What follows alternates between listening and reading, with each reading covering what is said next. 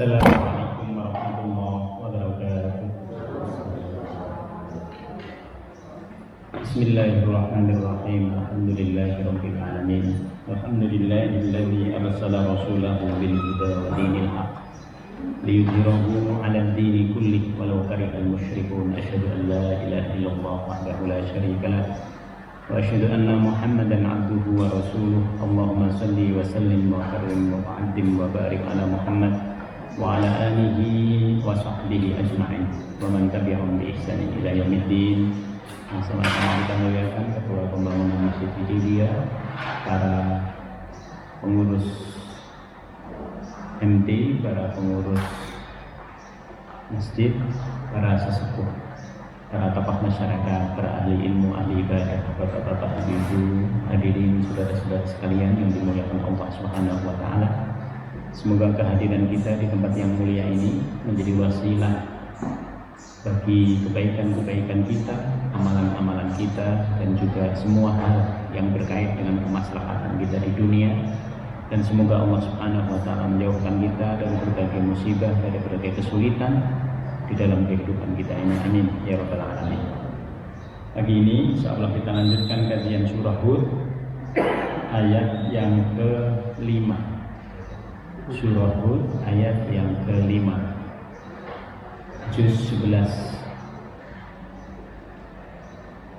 Mari kita baca bersama-sama beberapa ayat yang menjadi tema dari kajian kita pada kesempatan pagi ini. A'udzu billahi minasy syaithanir rajim. Bismillahirrahmanirrahim.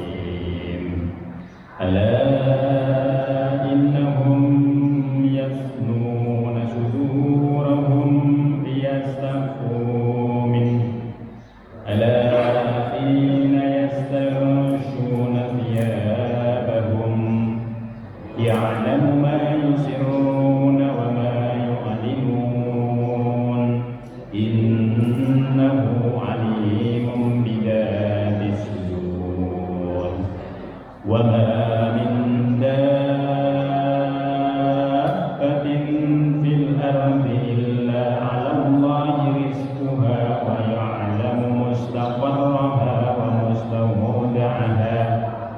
kullun fi kitabim mubin wa huwa alladhi khalaqas samawati wal arda fi sittati ayyamin wa kana 'arshuhu 'alal ma' wa kana 'arshuhu 'alal ma'i liyabluwakum ayyukum ahsanu 'amala ولئن قلت إنكم مبعوثون من بعد الموت ليقولن الذين كفروا إن هذا إلا سحر مبين ولئن أخرنا عنهم العذاب إلى أمة معدودة ليقولن ألا يوم يأتيهم ليس مصروفا عنهم وحاق بهم ما كانوا به يستهزئون ولئن أذقنا الإنسان منا رحمة ثم نزعناها منه إنه ليئوس كفور ولئن أذقناه نعماء بعد ضراء مسته ليقولن ذهب السيئات عني إنه لفرح فخور إلا الذين صبروا وعملوا الصالحات أولئك لهم مغفرة وأجر كبير فلعلك تارك بعض ما يوحى إليك وضائق به صدرك أن يقولوا لولا أنزل عليه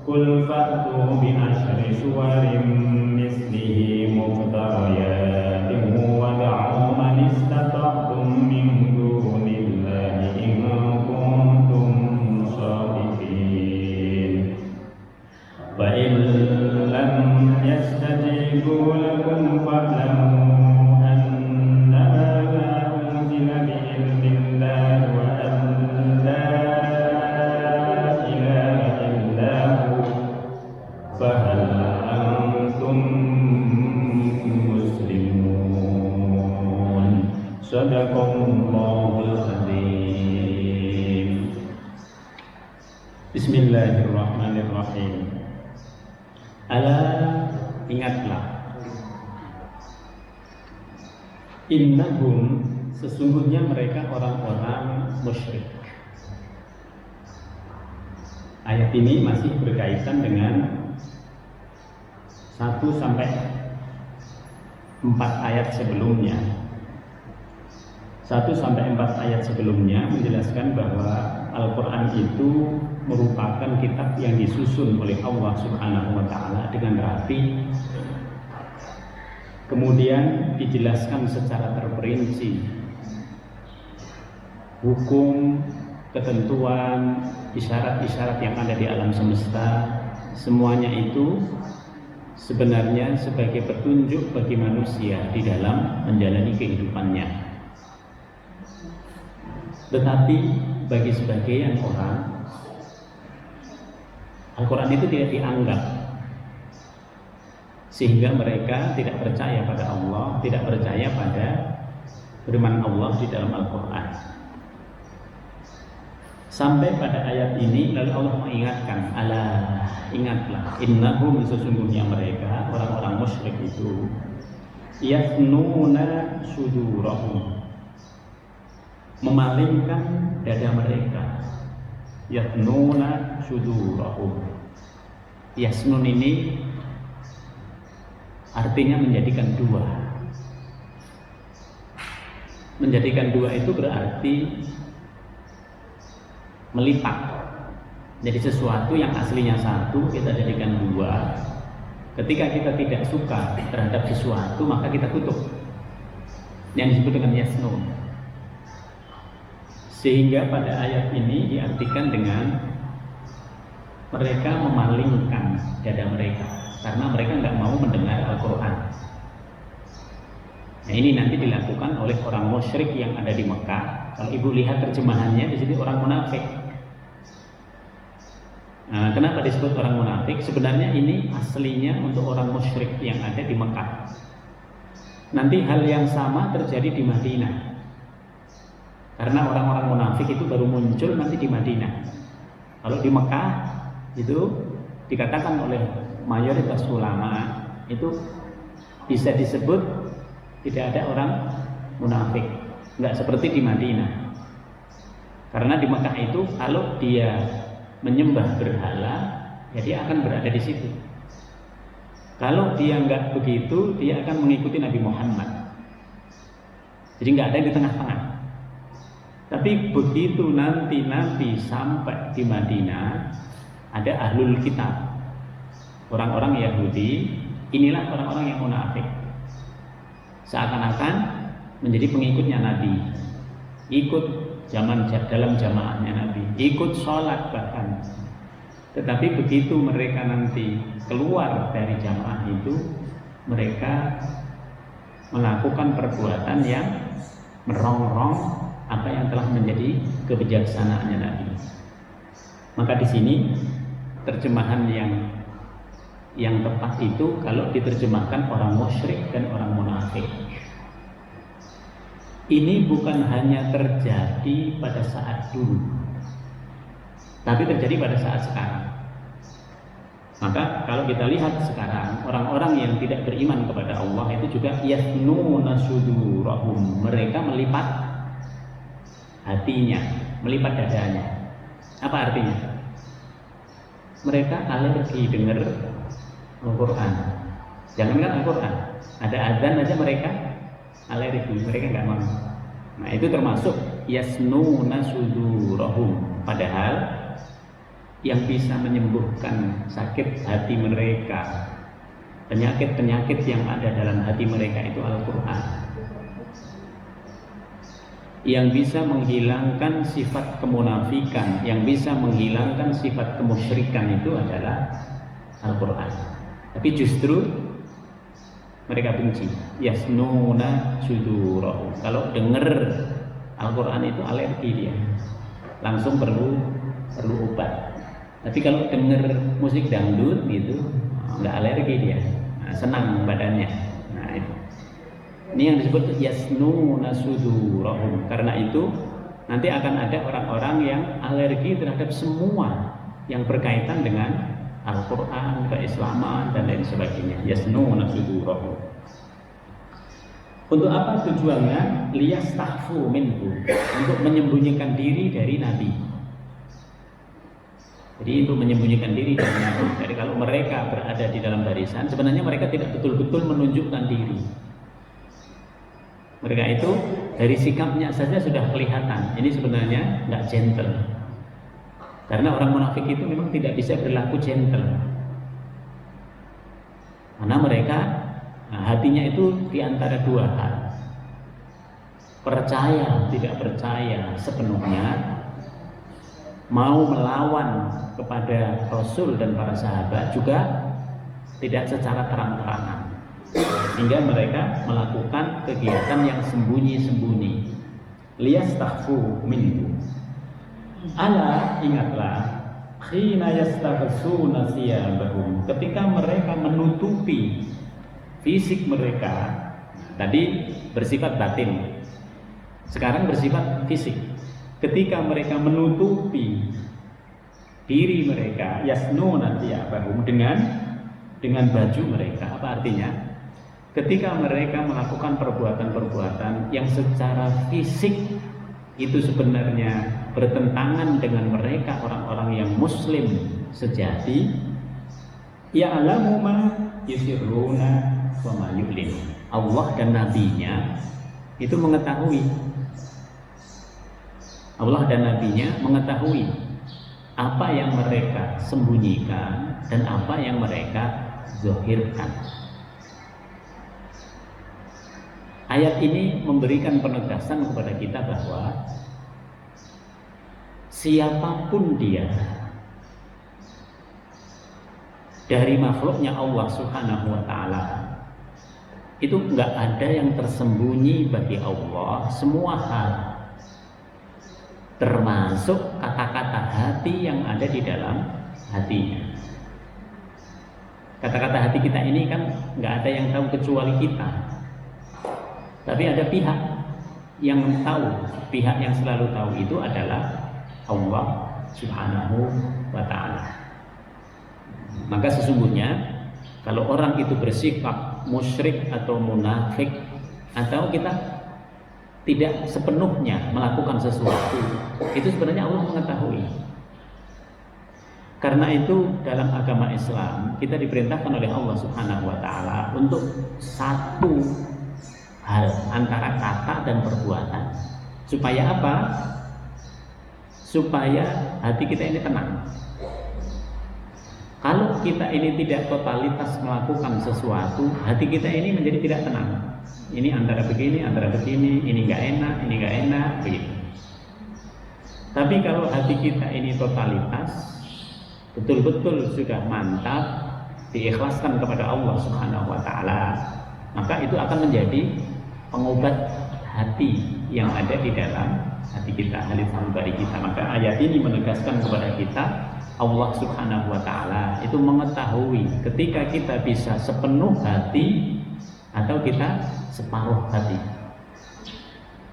Innahu alimun bidatis sudur, karena dia sesungguhnya mengetahui segala sesuatu yang tersimpan di dalam isi hati kita.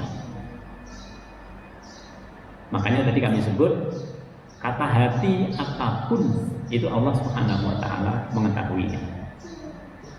Karena itu manusia tidak dihukumi oleh Allah Subhanahu wa ta'ala sebelum sampai pada azam. Azam itu sudah pada niat, sudah pengen mewujudkan sesuatu. Besok saya ini. Sudah merencanakan sesuatu. Kalau sudah diniatkan, nah sudah ditulis oleh Allah Subhanahu wa ta'ala. Jadi azam ini dekat sekali dengan niat. Ketika orang mau meniat, nah dia akan memulai dengan azam. Kehendak yang kuat. Besok saya mau begini. Kalau itu sesuatu yang baik, dikasih pahala oleh Allah Subhanahu wa ta'ala. Tapi kalau itu sesuatu yang buruk, masih ditunggu oleh malaikat. Apakah besok dilaksanakan atau tidak? Nah, ini untuk membuktikan betapa rahmat Allah itu sangat luas. Sehingga sampai hal yang begitu Itu kita masih ditunggu oleh Allah Subhanahu wa taala. Jangan sampai perbuatan yang muncul dalam diri kita itu adalah perbuatan yang buruk. Wa ma min dabbatin, dan tidak ada satupun makhluk dabbah yang bergerak di muka bumi ini, fil ardi, di muka bumi ini. Kalimat dabbah ini sekaligus menunjukkan kepada kita bahwa dunia ini sangat mudah berubah. Disebut dunia itu karena setiap detik berubah. Karena itu cara untuk mensiasatinya adalah harus bergerak. Allah memberikan isyarat, wa ma min dabbatin, dan tidak ada satupun makhluk yang bergerak di muka bumi ini. Maksudnya yang bernyawa. Karena segala sesuatu yang hidup itu ditandai dengan gerakan. Kalau sudah mati, nggak ada gerakannya. Nah itu. Tidak ada satupun makhluk yang bergerak di muka bumi ini, artinya yang bernyawa, yang hidup di muka bumi ini. Illa alallahi rizquha, kecuali masing-masing sudah ditentukan oleh Allah Subhanahu wa taala rezekinya. Jadi selama orang masih hidup, sebenarnya dia masih punya rezeki. Apa itu rezeki? Banyak sekali, kita bisa mengartikan bermacam-macam. Tapi para ulama tafsir mengatakan yang disebut dengan rezeki itu adalah ma yuntafa'u bih. Apa yang bisa kita manfaatkan, apa yang bisa kita nikmati, itu rezeki. Hari ini kita berkumpul di sini, itu ada rezeki. Rezekinya tidak yang bersifat fisik. Gitu. Kita ada di sini, kita mendapatkan pencerahan dari Al-Quran, kita mempelajari ayat-ayat suci Al-Quran, itu rezeki. Rezeki yang memberikan kemanfaatan terhadap pikiran kita, terhadap batin kita, terhadap amalan-amalan kita. Dan Allah itu ketika memberikan rezeki itu tidak hanya single, tidak hanya satu. Misalnya Bapak Ibu datang ke sini, rezekinya itu hanya mendapatkan ilmu, bukan. Rezeki itu selalu terkait satu sama lain. Dengan kita datang ke sini, kita bisa senyum dengan kawan-kawan, ketemu dengan kawan-kawan, bisa saling berjabat tangan, kita senang melihat suasana dan lain sebagainya, gitu. Berbeda kalau kita di rumah. Kalau kita di rumah, tadi yang kita temui itu cuma keluarga.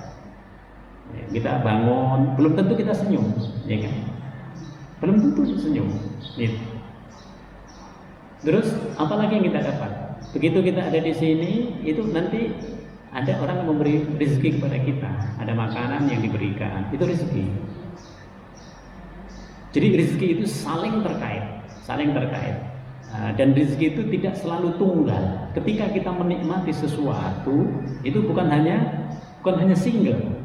Misalnya ketika mata kita menikmati sesuatu, bukan hanya mata yang menikmati itu.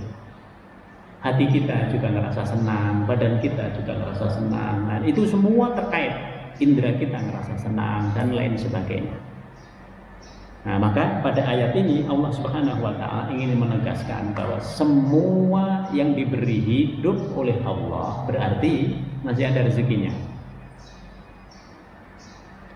Tapi begitu dia diwafatkan oleh Allah Subhanahu wa taala, habis. Rezeki di dunianya habis. Dia berpindah kepada rezeki yang ada di alam barzah. Apakah di alam barzah ini dia masih mendapat rezeki? Sangat tergantung kepada pemanfaatan rezeki yang ada di dunia. Dari alam barzah nanti menuju ke alam akhirat. Apakah di alam akhirat kita masih mendapatkan rezeki? Sangat tergantung kepada rezeki yang kita manfaatkan di dunia. Kalau rezeki yang kita manfaatkan di dunia itu hanya untuk diri kita, maka kita nggak akan dapatkan apa-apa mungkin. Tapi kalau sebagian dari rezeki itu kita letakkan di jalan Allah, sabilillah itu banyak sekali. Semua jalan-jalan kebaikan itu jalannya Allah. Nah, itulah yang akan menjadi kebaikan kita, menjadi rezeki kita nanti di akhirat. Karena itu apa yang kita keluarkan dari rezeki kita fi sabilillah itu balasannya tidak akan seperti itu. Bapak Ibu misalnya memberikan infak, sedekah dan lain sebagainya, dalam 1 bulan itu habisnya 100 juta. Apakah nanti di akhirat dibalas oleh Allah hanya 100 juta? Tidak, bisa berlipat-lipat. Tapi kalau kita berbuat keburukan, seseorang berbuat keburukan, mendolimi orang lain, menganiaya orang lain itu sampai dia berakibat buruk di dunia. Di akhirat balasannya seperti apa? Balasannya setimpal dengan apa yang kita lakukan di dunia ini. Ini juga bagian dari rahmatnya Allah Subhanahu wa ta'ala. Karena kita ini semua masih punya rezeki itu harus dibagi. Kata Nabi, apa yang engkau makan bakal habis, apa yang engkau pakai bakal habis juga. Ada masanya yang kita pakai itu. Tapi apa yang engkau gunakan di jalan Allah, itulah yang akan menemanimu dalam kehidupan di alam barzakh dan juga di akhirat. Karena itu maka yang kita gunakan sekalipun harus diniati untuk Allah. Ya Allah, saya menggunakan rezeki ini untuk saya. Tujuannya apa? Supaya saya dapat beribadah dengan baik. Ya Allah, saya menggunakan rezeki ini untuk anak-anak saya. Tujuannya apa? Saya niat sedekah. Saya niatkan semuanya. Sehingga semua yang kita keluarkan itu bernilai kebajikan nanti di akhir. Wa ya'lamu mustaqarraha, dan Allah Subhanahu wa ta'ala mengetahui tempat berdiamnya rezeki itu. Wa mustawda'aha, dan tempat penyimpanan rezeki itu. Sebagian mufassir mengatakan Allah mengetahui ketika kita diam rezekinya bagaimana, ketika kita bergerak rezekinya seperti apa. Jadi rezeki yang diberikan oleh Allah itu kepada kita itu sudah ada. Si fulan hidup berapa tahun, rezekinya berapa. Gitu. Lalu ketika si fulan ini tidak bergerak, apa yang diberikan oleh Allah? Ketika si fulan ini bergerak, apa yang diberikan oleh Allah? Jadi Allah mengetahui pergerakan rezeki kita. Rezeki kita itu sebenarnya setiap saat bergerak. Setiap saat, setiap jam bergerak, rezeki kita itu bergerak. Bahkan setiap detik itu bergerak. Jadi di mana kita bisa menikmati sesuatu, disitulah rezeki. Karena rezeki itu sesuatu yang dianugerahkan oleh Allah Subhanahu wa ta'ala. Semua yang dianugerahkan oleh Allah itu setiap saat bisa bergerak. Hari ini kita begini, sebentar lagi kita berubah.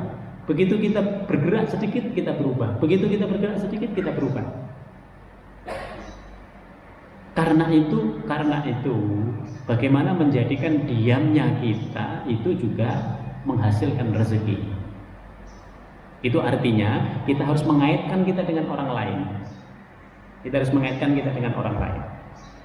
Semakin kita memiliki kaitan yang baik dengan orang lain, semakin banyak rezeki kita. Orang mendapatkan rezeki yang banyak, kita menjadi orang yang baik kepada dia, itu bakal mengalir itu rezekinya. Tapi kita nggak baik sama orang, kita benci sama orang itu, sementara dia mendapatkan rezeki yang banyak. Orang itu nggak mau ngasih ke kita. Orang itu akan milih orang lain sebagai mustaqar, tempat di mana walaupun dia diam, dia dikasih. Karena itu rezeki itu sangat tergantung pada pergerakan kita. Oleh sebab itu berusahalah. Berusaha itu bagaimana? Berusaha itu bermacam-macam. Semua pergerakan kita itu sebenarnya usaha. Cuma nanti dalam usaha itu bermacam-macam. Ada orang yang pinter mengusahakannya. Kalau dia memiliki sesuatu, dia mampu mengelola. Ada orang yang keahliannya itu dalam memasarkannya. Makanya kita nggak bisa sendiri dalam kaitan rezeki, itu nggak bisa sendiri. Saya dari ujung ke ujung semua saya tangani, mustahil. Dia ahli juga untuk menyimpan sesuatu, dia ahli mengelola sesuatu, dia ahli juga memasarkan sesuatu, dia ahli menjualnya, dia ahli, tidak mungkin. Kenapa tidak mungkin? Karena rezeki itu selalu terkait tadi itu. Maka semakin kita memiliki hubungan yang baik dengan banyak orang, semakin kita bisa bekerja sama dengan banyak orang, semakin banyak rezekinya. Ini secara hukumnya. Tapi jangan lupa bahwa Allah mengatakan yang memiliki rezeki itu siapa? Itu dari Allah. Itu dari Allah.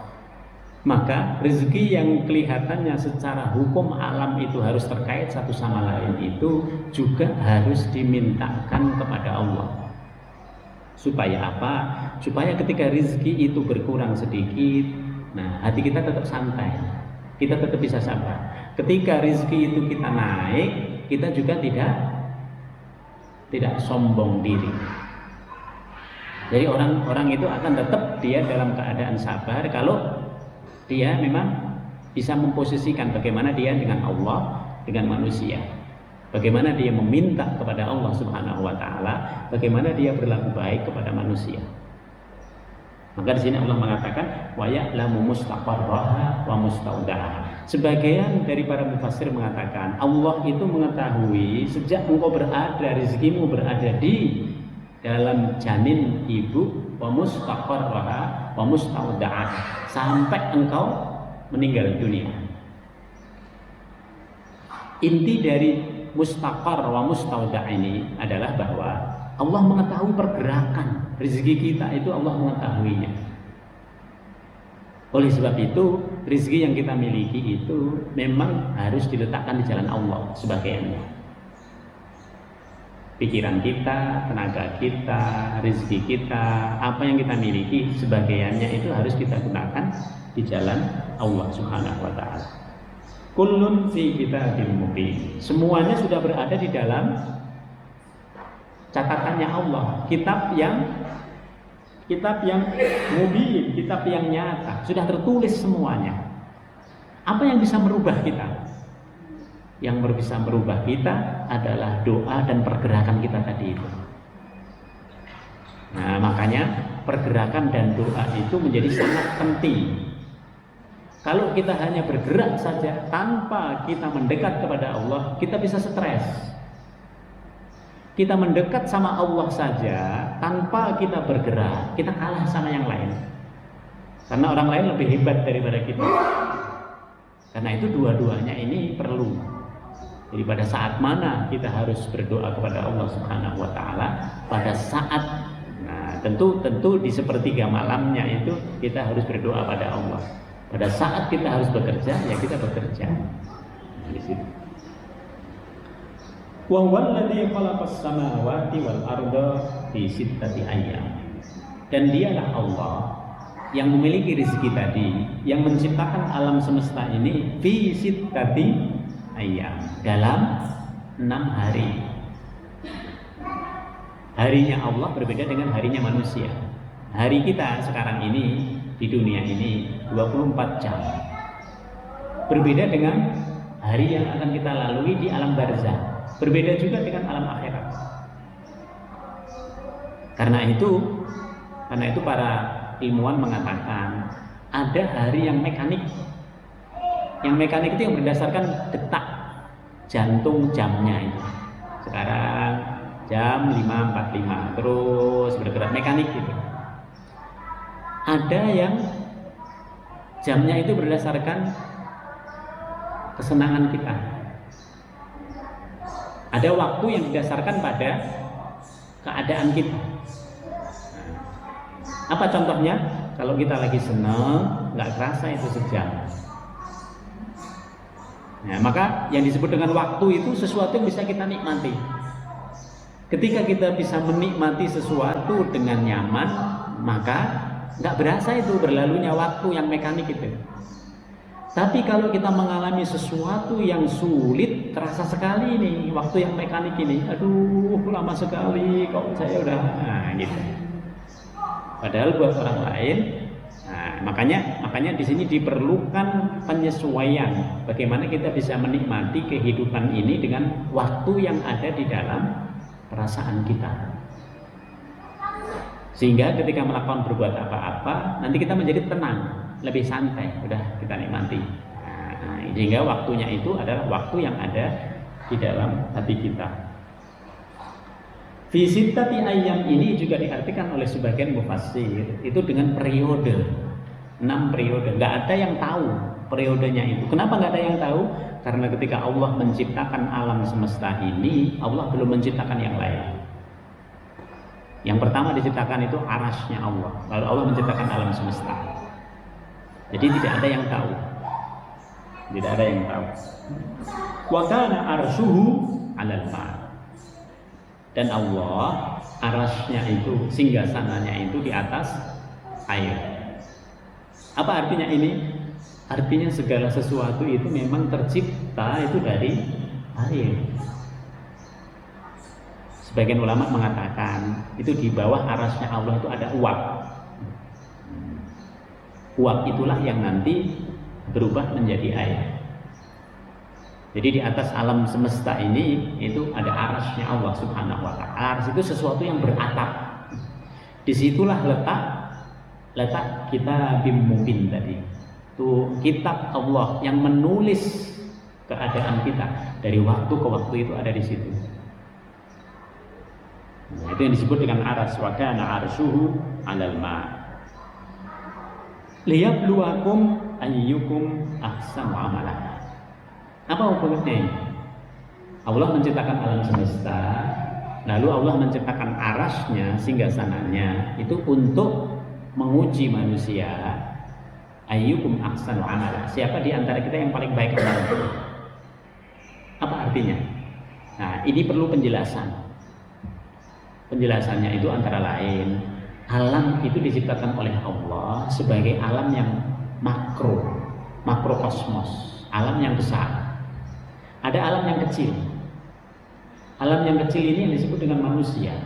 Jadi dari semua alam yang diciptakan oleh Allah Subhanahu wa ta'ala, nanti mikrokosmosnya itu adalah manusia.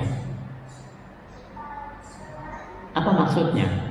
Maksudnya manusia yang diciptakan oleh Allah dengan ketinggian ilmu, dengan kehebatan pikiran, dengan kedalaman hatinya itu akan mampu mengelola makrokosmos. Jadi alam ini akan dikelola oleh manusia. Karena itu dalam pengelolaan itu manusia harus ingat. Apa yang harus diingat? Bahwa Tuhannya itu adalah Allah, bahwa yang memberikan rezeki itu adalah Allah. Pengelolaannya harus didasarkan pada hukum-hukumnya Allah. Kalau itu yang terjadi, maka dia akan kembali kepada Allah sebagai khalifah. Tapi kalau manusia yang mengelola alam ini tidak percaya pada Allah, apa yang terjadi? Nanti dia akan mengelola alam tidak sesuai dengan hukumnya Allah, akan semaunya. Dia akan memenuhi kepentingan dirinya sendiri dulu. Lalu dia akan mengeksploitasi alam. Yang terjadi adalah kerusakan nanti di bumi. Nah, itu bedanya. Karena itu ketika Allah menciptakan manusia, manusia ini harus tahu bahwa semua perangkat yang ada di alam yang bisa menjadi rezeki bagi manusia itu sumbernya berasal dari Allah. Nah, di situ yang harus manusia ingat, liyabluwakum ayyukum ahsanu amala. Karena itu maka sebaik-baiknya manusia adalah yang amalannya baik, yang punya keimanan kepada Allah Subhanahu wa ta'ala. Amalannya baik, tidak punya keimanan kepada Allah Subhanahu wa ta'ala, enggak jelas nanti ngarahnya kemana. Karena arahnya akan kepada sisi kemanusiaan dia. Tapi kalau arahnya ini sudah jelas, dia beriman kepada Allah lalu beramal baik. Dia beramal baik ini bukan untuk kemanusiaannya, supaya dia terkenal, supaya dia mendapatkan ini itu di dunia. Tidak, semuanya itu dia abdikan untuk Allah Subhanahu wa taala. Ya Allah, saya ngerjakan ini semuanya karena Allah, karena Allah, karena Allah. Jadi mengagungkan Allah Subhanahu wa taala. Di situ bedanya. Makanya di sini dikatakan liyabluwakum ayyukum ahsanu amala. Wala in qulta innakum mab'utsuna min ba'dil mauti la yaqulanna alladziina kafaru in hadza illa sihrun mubin. Jika engkau katakan Muhammad kepada umatmu yang tidak beriman bahwa kita ini hidup di dunia bukan hanya hidup di dunia saja. Kita ini hidup di dunia bukan hanya mengelola makrokosmos saja. Kita ini hidup di dunia itu selain urusan yang kelihatan oleh kita, ada yang nggak kelihatan.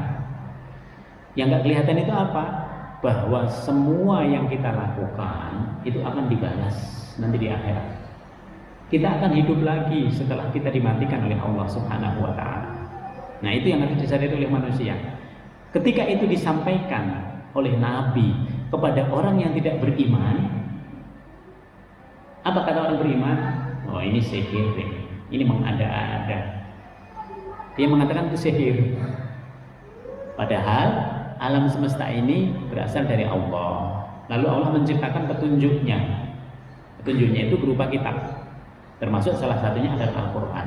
Mengutus nabinya. Jadi antara manusia-manusia itu Allah mengutus nabi, orang yang bisa dipegangi untuk menuju kepada Allah. Tapi ketika Nabi ini mengatakan bahwa kita akan dihidupkan lagi oleh Allah Subhanahu wa taala, orang-orang yang tidak beriman mengatakan ini sihir. Ini mengalihkan perhatian kita, katanya. Ini mengada-ada. La yaqulanna hadza sihrun mubin. Nah, mereka mengatakan ini adalah sihir yang nyata. Padahal bukan sihir. Kehidupan sesudah mati itu nyata. Dia akan menjadi ainul yakin. Karena ilmu kita ini ilmu yakin sekarang. Ilmu Al-Quran itu ilmu yang meyakinkan kita bahwa nanti yang disebut oleh Al-Quran pasti semuanya ada. Begitu kita masuk alam barzakh, ainul yakin. Oh, ternyata benar, kita lihat dengan mata kita sendiri bahwa kalau orang sudah masuk di alam barzakh itu ditanya oleh malaikat. Kita harus mempertanggungjawabkan apa yang kita amalkan di dunia. Nanti di akhirat menjadi hakul yakin. Oh, benar-benar nyata ini apa yang disebut oleh Al-Quran. Jadi ini bukan sihir. Wala in akharna anhumul azab. Dan jika kami menangguhkan kepada mereka azab, karena mereka tidak beriman kepada Allah, dikasih azab. Ini orang dulu. Kata Allah kepada umat Muhammad, jika kami tangguhkan azabnya ila ummatin ma'dudah, sampai pada waktu yang tertentu, la yaqulanna ma yahbisu. Mereka mengejeknya itu mereka mengatakan, apa yang menghalangi turunnya azab itu? Kenapa ditangguhkan? Ini orang-orang yang tidak beriman begitu. Aslinya hukum alam itu mengatakan kalau mereka tidak beriman akan diazab oleh Allah. Tetapi karena Nabi Muhammad meminta, ya Allah, jangan engkau azab mereka di dunia, akhirkan saja azabnya. Udah dikasih begitu, orang kenapa Nabi meminta begitu? Karena Nabi yang bisa meminta kepada Allah. Kalau yang meminta itu orang-orang yang tidak beriman, nggak bisa, dia nggak punya hubungan. Jadi orang yang tidak beriman itu tidak punya hubungan langsung dengan Allah. Karena itu semua yang mereka nikmati itu rahmatnya Allah. Itu. Oleh sebab itu maka apapun yang mereka minta sebenarnya nggak didengar oleh Allah. Karena nggak punya hubungan, nggak punya sambungan, nggak punya sambungan keimanan. Nabilah yang meminta. Tapi begitu diminta oleh Nabi, mereka mengatakan, ma yahbisu. Apa yang menghalangi turunnya azab? Kenapa ditangguhkan? Gitu. Jadi mereka mengolok-oloknya. Nah, ini sifat dari orang-orang yang tidak beriman. Kemudian setelah itu, ala yauma ya'tihim laisa masrufan anhum. Ketahuilah, ketika azab itu datang kepada mereka, maka mereka tidak akan bisa mengelak.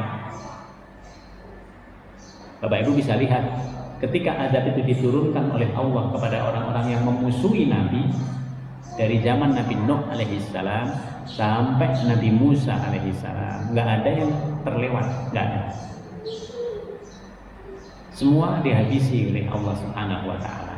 Nah, maka pada ayat ini dikatakan kalau Allah menentukan azab, mereka nggak bisa menghindar. Kenapa? Karena alam semesta ini di bawah kekuasaannya Allah tadi. Tidak ada satupun yang tidak dalam kepenguasaan Allah. Bahkan termasuk tadi detak jantung kita itu, detak hati kita itu diketahui oleh Allah Subhanahu wa Ta'ala. Wa haqa bihim ma kanu bihi yastahzi'un. Mereka kemudian akan mengolok-olok. Ini sifat daripada orang-orang yang tidak beriman kepada Allah Subhanahu wa Ta'ala. Bagaimana sikap manusia secara keseluruhan? Allah memberikan sifat manusia itu di bawahnya ini. Ini secara umum. Wala in azabnal insanu. Ini terjadi pada kita semuanya. Dan apabila azabnal insanu minna rahmatan, manusia itu kami beri rasa kenikmatan yang berasal dari Allah Subhanahu wa Ta'ala. Kami beri dia rahmat. Rahmat itu kebaikan yang banyak. Setiap hari kita ini menikmati rahmatnya Allah. Selama kita masih diberikan hidup, rahmatnya Allah itu akan selalu menyertai kita. Ketika manusia itu diberikan oleh Allah Subhanahu wa Ta'ala rahmat, summa naza'na minhu, lalu oleh Allah Subhanahu wa Ta'ala rahmatnya itu dikurangi. Ibu punya rezeki yang banyak, lalu dikurangi oleh Allah Subhanahu wa Ta'ala. Apa yang terjadi, Bu? Ini terjadi pada semua manusia. Ketika rezeki yang sudah sehari-hari kita nikmati, membuat kita nyaman, membuat kita tenang, itu dikurangi oleh Allah Subhanahu wa Ta'ala, innahu laya'uzun kafur. Ada dua macam. Ada di antara manusia itu yang dia putus asa. Itu kok terjadi ke saya, kenapa nggak ke orang lain gitu. Padahal tadi kita mengatakan dunia ini sesuatu yang sangat berubah. Karena itu jangan takut dengan perubahan dunia gitu. Jangan takut dengan perubahan yang ada di sekitar kita. Bapak itu diem-diem itu berubah. Setiap hari Bapak berubah itu.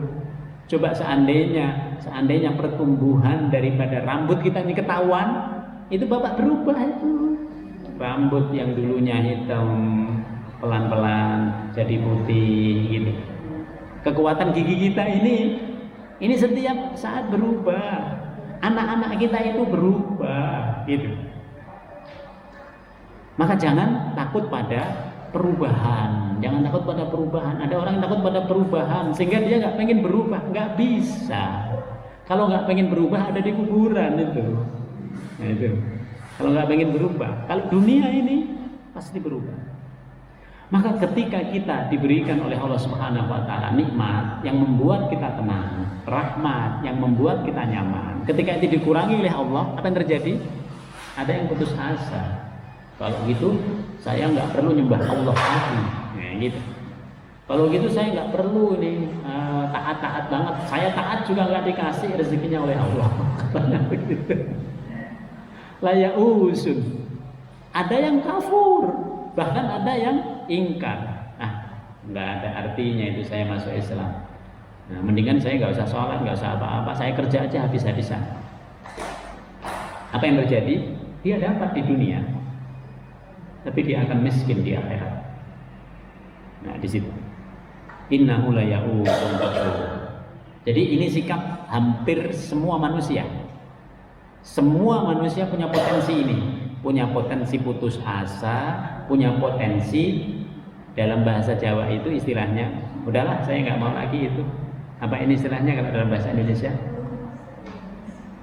Jadi dia mutung. Mutung itu apa? Dalam bahasa Indonesianya, udahlah, ngapain saya masuk Islam juga? Ngapain saya beragama Islam juga? Gitu. Udahlah. Lalu nanti dia menjadi pembenaran. Nah, setelah saya keluar dari Islam, nah, saya menjadi orang kaya. Gitu. Padahal kayanya itu dilulu oleh Allah. Nih saya kasih semuanya. Apakah kamu tetap dalam kekafiran? Kamu nggak akan dapat nanti di akhirat. Hidup ini masih berlanjut. Jadi serial hidup kita itu bukan hanya di dunia. Karena itu harus didasarkan pada keimanan dan amal soleh.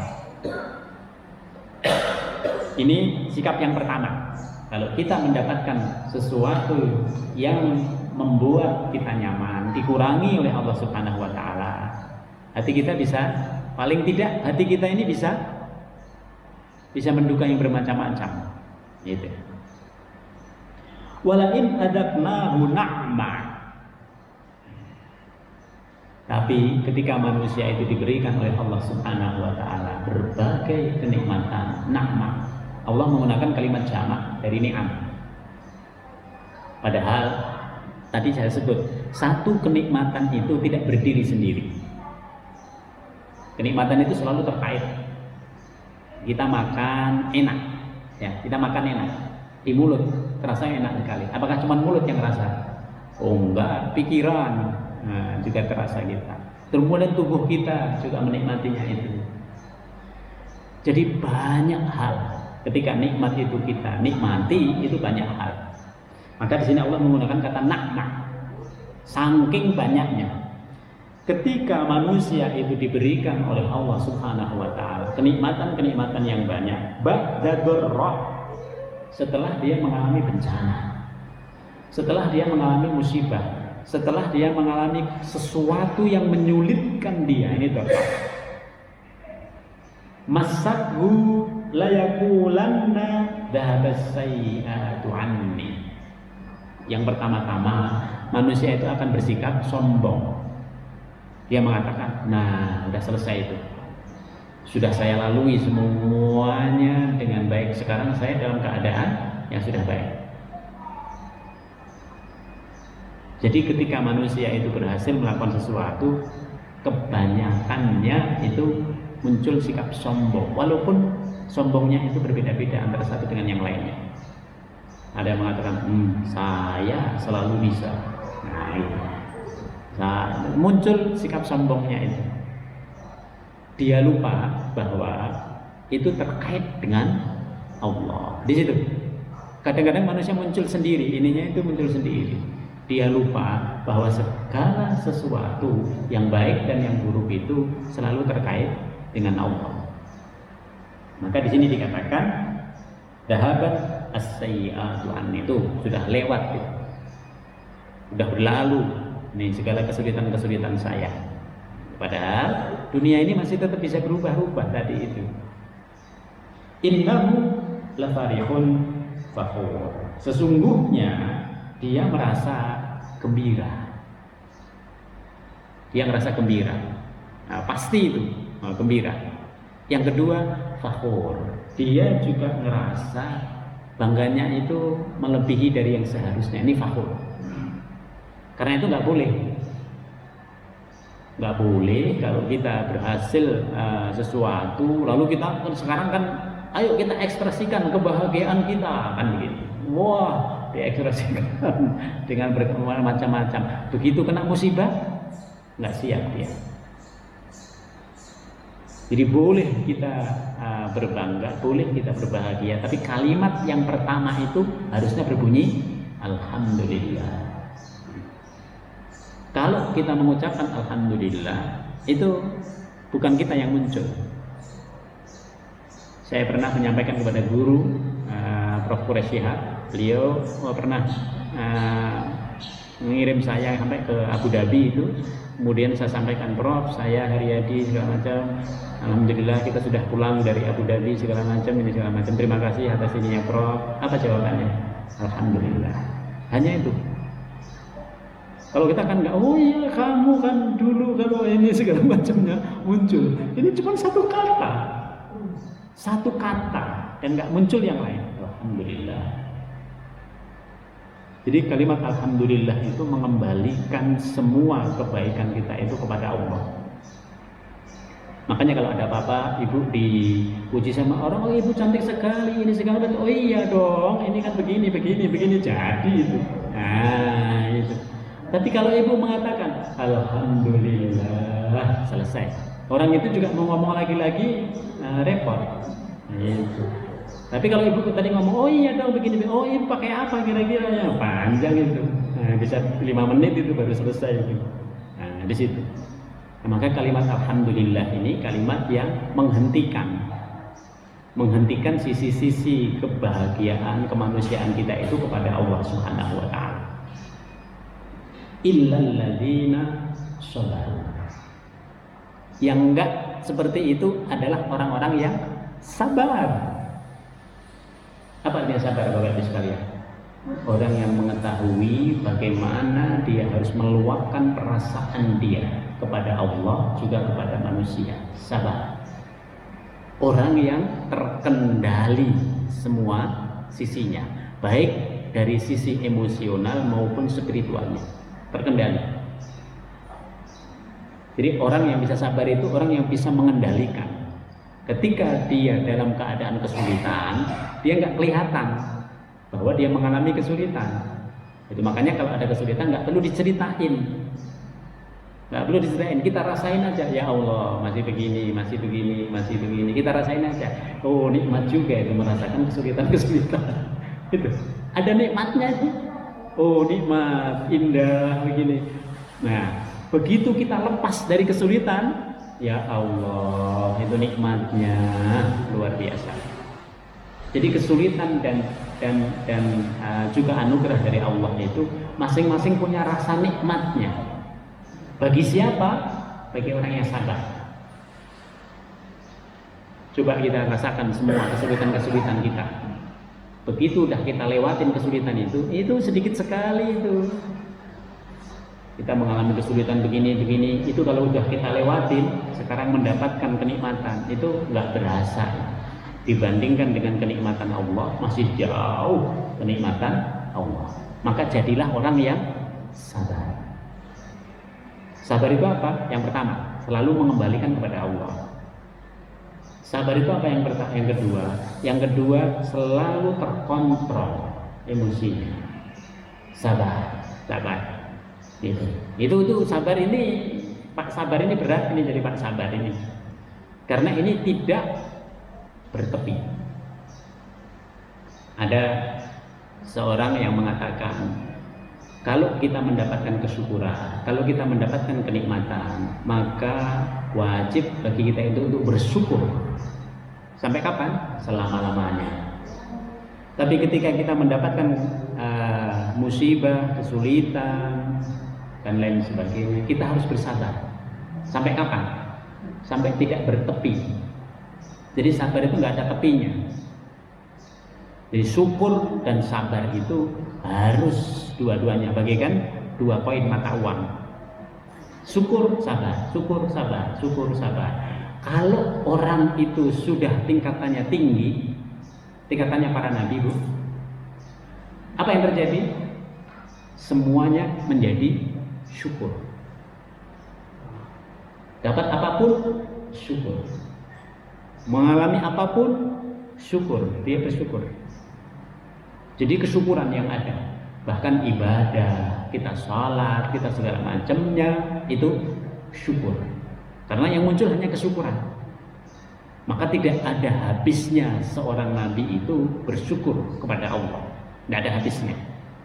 Kalau kita ada, hari ini bersyukur, entar lagi, masya Allah, kok terjadi lagi ya, gitu. Nah, padahal dalam kesulitan-kesulitan itu tadi kita sebut, kita masih bisa menikmatinya kalau kita bisa bersabar. Sulitan apapun, ya Allah, begini ya Allah, aduh masih terasa lagi, masih berlanjut lagi, gitu, masih berlanjut, sampai kapan? Ya Allah, gitu. Kita serahkan semua pada Allah. Setelah kita serahkan semua pada Allah, baru berhenti nanti. Kalau Bapak Ibu masih bertanya lagi, sampai kapan ini ya Allah, sampai kapan kok belum berhenti-berhenti, nah gitu, nah masih berlanjut itu. Tapi kalau sudah diserahkan, ya Allah, kami berserah diri kepadamu, udah kami siap menghadapi apapun, insya Allah kami tetap sabar. Nah, di situ nanti akan berhenti, akan berbalik menjadi kebaikan. Karena itu dalam Al-Quran dikatakan inna ma'al usri yusra, selalu. Kesulitan kita ini nggak seberapa dibandingkan kemudahan yang diberikan oleh Allah Subhanahu wa Ta'ala. Jadi illal ladina sabar. Yang kedua, wa amilus shalihat, dan orang yang sudah biasa berbuat baik. Kalau orang sudah biasa berbuat baik, dia nggak akan lagi ngomongin kebaikannya, nggak akan. Kalau orang sudah biasa berbuat baik, udah terbiasa, itu sudah menjadi karakter dia. Dia udah mau itu apa berlewat. Bahkan kepada orang yang berbuat baik sekalipun, udah dibaikin sama dia lupa. Bapak yang ini, waduh, nah, saya lupa itu udah. Nah, di situ. Maka bagus kalau kita ini dilupakan terhadap perbuatan-perbuatan baik kita. Maka di sini illal ladzina amanu wa amilus shalihat. Orang yang seperti ini lahum maghfiratun, senantiasa diberikan oleh Allah Subhanahu wa taala ampunan. Maghfiratun. Lalu dikasih oleh Allah ampunan. Wa ajrun kabir, dan juga rezeki. Ajrun kabir itu pahala yang besar. Pahala yang besar nanti apa di akhirat? Rezeki. Yang rezekinya itu tidak akan terputus-putus lagi, tidak akan mengalami naik turun lagi. Di akhirat tidak seperti dunia. Kalau Bapak Ibu sudah masuk di surga, nggak akan lagi ada penurunan. Oh, nanti kita mengalami sesuatu yang nggak kita sukai, tidak ada cerita. Itu hanya terjadi di dunia. Maka di dunia ini selain kita beriman dan beramal soleh, harus sabar dan syukur. Nah, sabar dan syukur. Nah, ini harus kita padu. Tapi kalau bisa, nah ini menjadi PR kita bersama. Bagaimana menjadikan semuanya itu kesyukuran kita kepada Allah Subhanahu wa taala. Ini sulit karena begitu kita pengen menjadi bersyukur terus, tiba-tiba harus bersabar. Nah, di sini. Tapi ini merupakan usaha yang harus kita lakukan supaya kita bisa mendekat dengan apa yang sudah dilakukan oleh para nabi, menjadikan segala sesuatu itu kesyukuran kepada Allah Subhanahu wa taala. Demikian Bapak Ibu sekalian yang dapat kami sampaikan pada kesempatan ini. Semoga Allah Subhanahu wa taala menghiasi kepada hati kita iman, amal soleh, kesabaran dan kesyukuran, sehingga kita bisa menjalani hidup ini dengan tetap nikmat. Apapun yang terjadi di dunia ini, kita merasakan kenikmatannya. Demikian, mari kita tutup dengan bacaan doa. Bismillahirrahmanirrahim. Alhamdulillahirabbil alamin. Hamdan na'imin, hamdan syakirin, hamdan yuafi ni'amahu wa yukafi mazidah. Ya Rabbana lakal hamdu kama yanbaghi li jalalikal karim wa 'azimi sultanik. Allahumma barik lana fi majlisina hadza wa barik lana fi usratina wa lana fi dzurriyyatina. Rabbana innaka 'afuwwun karim tuhibbul 'afwa fa'fu 'anna. Allahumma ij'al jam'ana hadza jam'an mubarakan wa marhuma wa tafarraqana min ba'dihi tafarraqan ihsanan wa ma'suma. Subhanakallahumma bihamdika nasyhadu an la ilaha illa anta nastaghfiruka wa natubu ilaik. Subhana rabbika rabbil izzati amma yasifun wa salamun 'alal mursalin walhamdulillahi rabbil alamin. Demikian, tidak ada kekurangannya, semua dari kami mohon maaf. Aku minkum. Wassalamualaikum warahmatullahi wabarakatuh.